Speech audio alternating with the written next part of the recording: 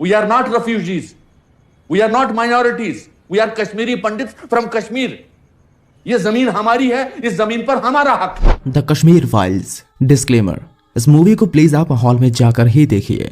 जिनके पास बिल्कुल भी ऑप्शन नहीं है सिनेमा हॉल पीवीआर में जाने का, वो बस इस वीडियो को जरूर देखें। और जो इस फिल्म को देख चुके हैं सिनेमा हॉल में, वो इस वीडियो को जरूर देखें। तो शुरू करते हैं बिना लेट किए।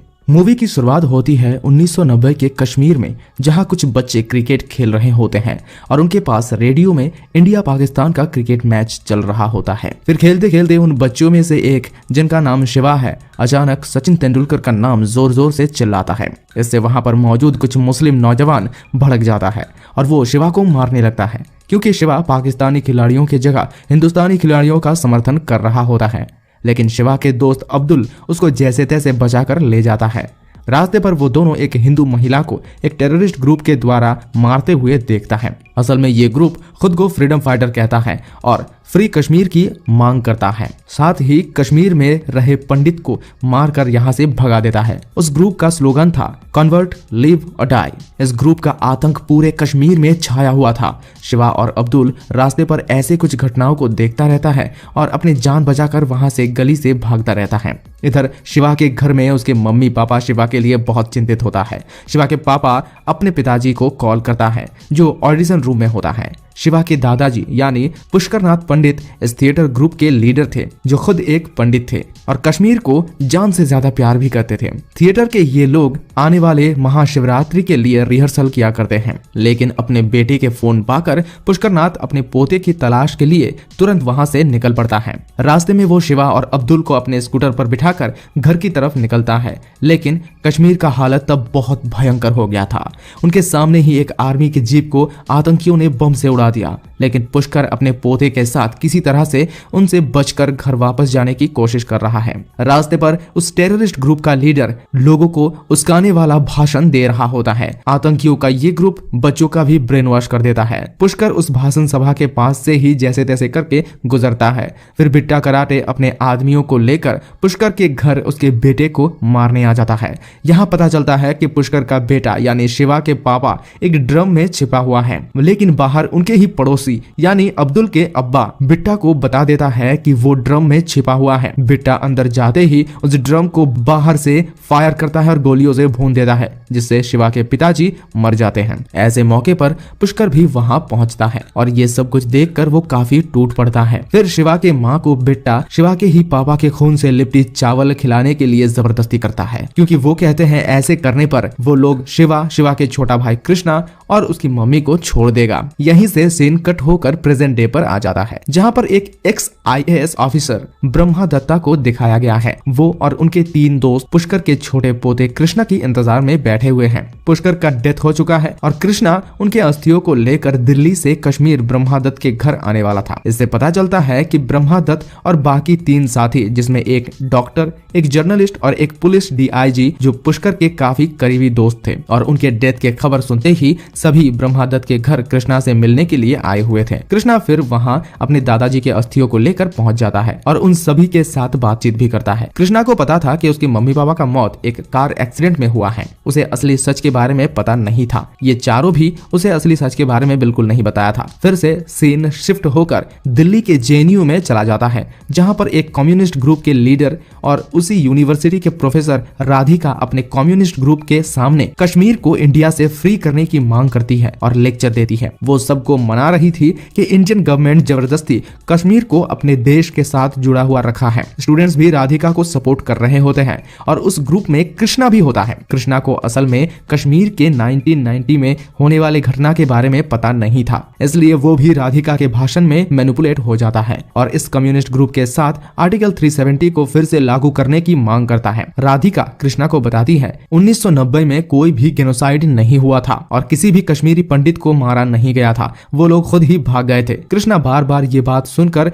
इसी को ही सच मानने लगा था। सीन फिर से फ्लैशबैक में चला जाता है, जहाँ पर पुष्कर अपने बेटे के सेफ्टी के लिए ब्रह्मादत्त के पास आया है। ब्रह्मादत्त उसे बताता है पीएम से भी वो इस बारे में बात किया है, लेकिन कश्मीर के सीएम और इंडिया के पीएम करीबी दोस्त थे, इसलिए पीएम इस मामले में कुछ भी नहीं कर सकते हैं। इससे उन लोगों के दोस्ती के ऊपर दरार आ सकता है। फिर भी ब्रह्मादत्त पुष्कर को हेल्प करने की सराहना देता है और अपने गाड़ी से पुष्कर को घर पहुंचा देता है। लेकिन रास्ते पर सब्जी खरीदने के लिए पुष्कर जैसे ही गाड़ी से उतरता है और सब्जी खरीदने के बाद वो इंडियन करेंसी का नोट देता है, लेकिन दुकानदार उसे पाकिस्तानी नोट वापस करता है और जोर जोर से कहता है कि कश्मीर में सिर्फ पाकिस्तानी नोट ही चलेगा, क्योंकि वो लोग कश्मीर को पाकिस्तान का हिस्सा मानता है। ये देखकर और सुनकर ब्रह्मादत्त उस शख्स को अरेस्ट करवा दिया। इसके बाद ब्रह्मादत्त अपने सामने हिंदू महिला के ऊपर मुस्लिम महिलाओं का अत्याचार भी देखता है, लेकिन वो कुछ कर नहीं पाता। फिर एक दिन सुबह उनके सामने 3 एयरफोर्स ऑफिसर को चौक में ही आतंकियों ने गोली मारकर हत्या कर देता है और उस चौक में लगी हुई इंडियन फ्लैग को फेंक कर उन लोगों का फ्लैग लगा देता है। हिंदुओं के ऊपर इतना अत्याचार ब्रह्मादत्त झेल नहीं पाता है और वो कश्मीर के सीएम के पास जाता है और मामले पर काबू पाने के लिए बात करता है, लेकिन सीएम घुमा के ब्रह्मादत्त को ही इसका जिम्मेदार बता देता है और उसे सस्पेंड कर देता है। फिर सीएम बिट्टा कराटे से मुलाकात करता है, मतलब सीएम भी बिट्टा के साथ मिला हुआ था और उनके सपोर्ट में था। फिर सीन कट होकर प्रेजेंट डे में ब्रह्मादत्त के घर पर आ जाता है, जहां पर बातों बातों में गेनोसाइड का बात चलाने लगता है। तभी कृष्णा इसका प्रोटेस्ट करता है और यूनिवर्सिटी में सिखाए गए बातों को ही यहाँ दोहराता है, जो सुनकर ब्रह्मादत्त कुछ ऐसा कह देता है जिससे कृष्णा को शक हो जाता है।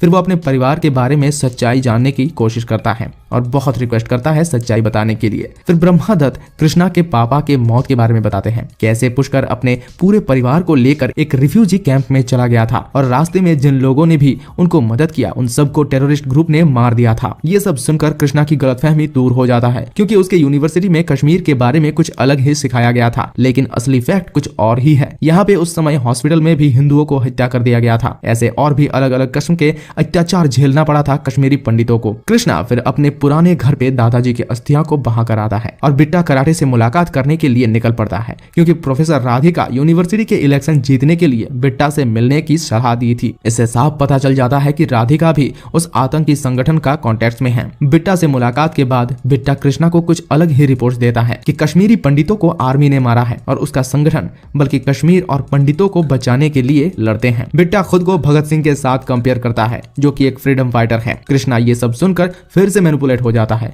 और सीधा ब्रह्मादत्त से जाकर झगड़ पड़ता है। फिर ब्रह्मादत्त 3 फाइल निकालता है जहां पर लाखों हिंदुओं की मौत के डॉक्यूमेंट्स था। कृष्णा उसमें अपनी मम्मी और भाई शिवा के भी टेररिस्ट द्वारा डेथ के रिपोर्ट पाते हैं। फाइनली कृष्णा को समझ आ जाता है कि असल में उस टाइम क्या हुआ था और कैसे पंडितों को कश्मीर छोड़ना पड़ा था। फिर जेएनयू को दिखाया जाता है, जहां पे राधिका कश्मीर के ऊपर गलत भाषण दे रही होती है। कृष्णा वहां पर पहुंचता है और माइक लेकर पूरा कश्मीर का इतिहास सबके सामने पेश करता है, कैसे मुनि ऋषियों का कश्मीर में इस्लामिक लोग आकर धीरे धीरे उनके ऊपर अत्याचार करके पूरे कश्मीर में राज करने लगता है और पंडितों का आजादी छीन लिया जाता है और उन सभी के माँ बहन के साथ गलत काम किया था। कृष्णा खुद के फैमिली के स्टोरी के बारे में भी सबको बताता है। फिर सीन कट होकर उसी रिफ्यूजी कैंप में चला जाता है जहां पर कृष्णा के फैमिली रहता था। एक दिन बिट्टा कराटे आर्मी के भेष में वहां पर पहुंच जाता है और बचे हुए कुछ कश्मीरी पंडितों को मार देता है। वहां पे शिवा और कृष्णा के मम्मी भी मर जाते हैं और इसी इमोशनल सीन के साथ इस मूवी का दी एंड हो जाता है।